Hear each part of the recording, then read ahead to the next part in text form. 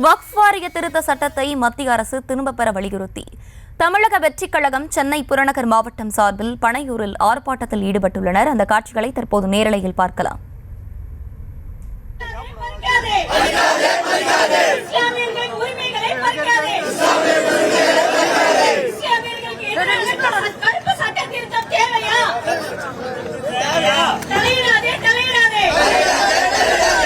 வக்ஃப் வாரிய திருத்த சட்டத்தை மத்திய அரசு திரும்பப் பெற வலியுறுத்தி தமிழக வெற்றிக் கழகம் சென்னை புறநகர் மாவட்டம் சார்பில் பனையூரில் ஆர்ப்பாட்டத்தில் ஈடுபட்டு வருகிறார்கள். தொடர்ந்து விரிவான விவரங்களோடு இணைகிறார் எமது செய்தியாளர் ஜெரி. வணக்கம். விரிவான விவரங்களை வழங்கலாம். அஸ்வினி வணக்கம்.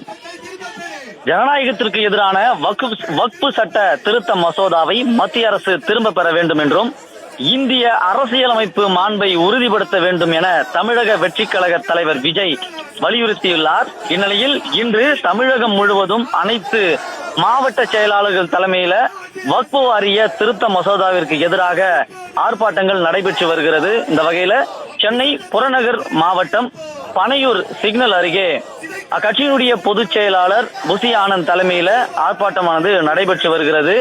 இஸ்லாம் அல்லாதவர்கள் வாரியத்தின் உறுப்பினர்களாக நியமிக்க வேண்டும் என வக்ஃப் சட்ட திருத்தம் சொல்வதை ஏற்றுக்கொள்ள முடியாது எனவும் இந்த திருத்த மசோதா அரசியல் சாசனத்தை நீர்த்து போக செய்யும் செயல் என்றும் பல்வேறு கட்சிகள் எதிர்ப்பு தெரிவித்து வரும் சூழலில் நேற்றைய தினம் தமிழக வெற்றிக் கழக தலைவர் விஜய் வக்ஃப் சட்ட திருத்த மசோதா நிறைவேற்றியதற்கு எதிர்ப்பு தெரிவித்து அறிக்கை வாயிலாக தன்னுடைய கண்டனத்தை பதிவிட்டிருந்தார்.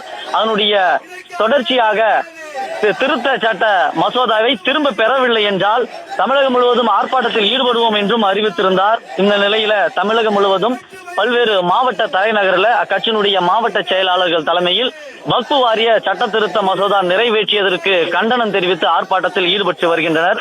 இந்த வகையில் சென்னை புறநகர் மாவட்டம் ஈசிஆர் பகுதியில பனையூர் சிக்னல் அருகே அக்கட்சியினுடைய பொதுச் செயலாளர் புசியானந்த் தலைமையில 200க்கும் மேற்பட்டோர் இந்த ஆர்ப்பாட்டத்தில் ஈடுபட்டு வருகின்றனர்.